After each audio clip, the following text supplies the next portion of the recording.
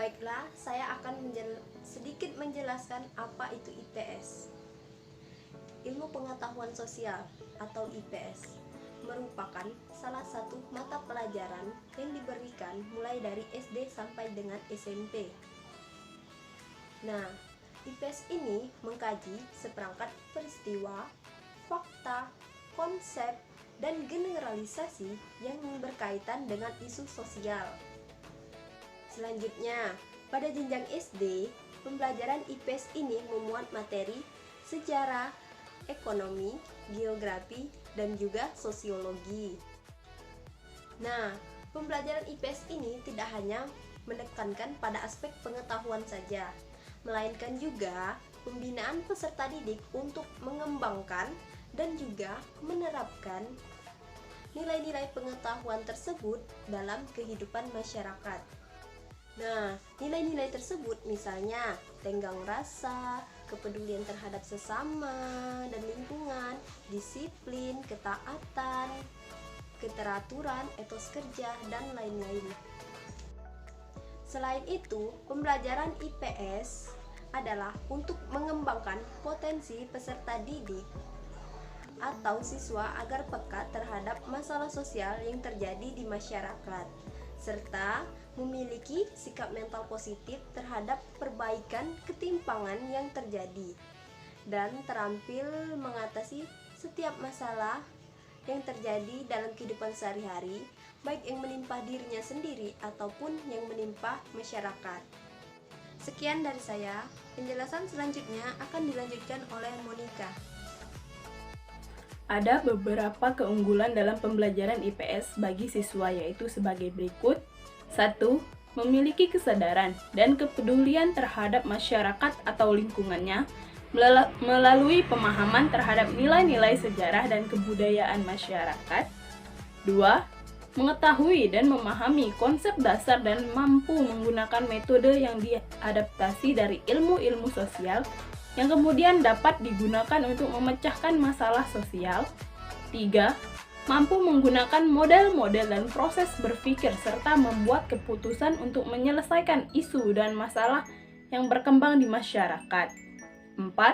Menaruh perhatian terhadap isu-isu dan masalah-masalah sosial, serta mampu membuat analisis yang kritis, selanjutnya mampu mengambil tindakan yang tepat. 5. Mampu mengembangkan berbagai potensi sehingga mampu membangun diri sendiri agar survive, yang kemudian bertanggung jawab membangun masyarakat, pengembangan keterampilan pembuatan keputusan. 6. Memotivasi seseorang untuk bertindak berdasarkan moral. 7. Fasilitator di dalam suatu lingkungan yang terbuka dan tidak bersifat menghakimi. 8.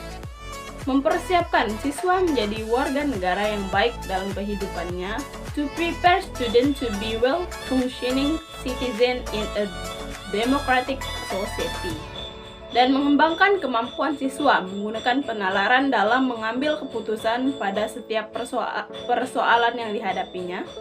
9. Menekankan perasaan, emosi, dan derajat penerima atau penolakan siswa terhadap materi pembelajaran IPS yang diberikan.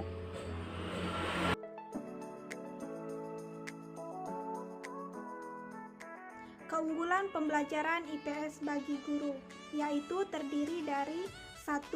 Lebih termotivasi untuk melakukan inovasi-inovasi dengan tujuan meningkatkan kualitas pembelajaran, baik dari aspek media, metode, maupun evaluasi.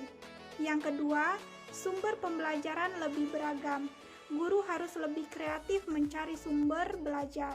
Yang ketiga, karena pembelajaran lebih berpusat pada siswa, maka guru bergeser ke fasilitator, mediator, ataupun katalisator.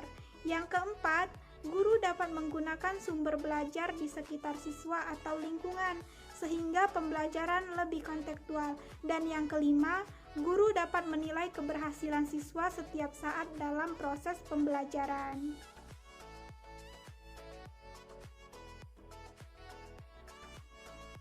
Tujuan dari pembelajaran IPS. Tujuan dari pembelajaran IPS itu yaitu untuk mengembangkan potensi peserta didik agar mereka peka terhadap lingkungan di sekitar dan terampil dalam menghadapi masalah.